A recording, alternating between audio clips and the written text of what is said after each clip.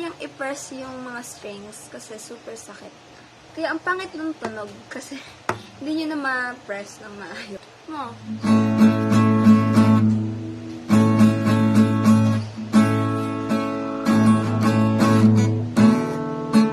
Pangit, diba? Okay.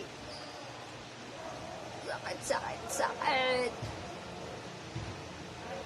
Kasi ngayon na lang ulit ako nakapag-gitara kasi parang bukod super busy, sira kasi yung string nito. Akala ko dalawa yung string yung nasira.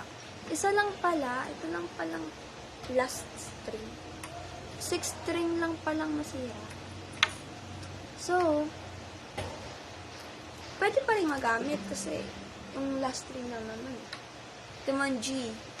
Wala, diba? Dapat meron pang isa. Pwede pa rin.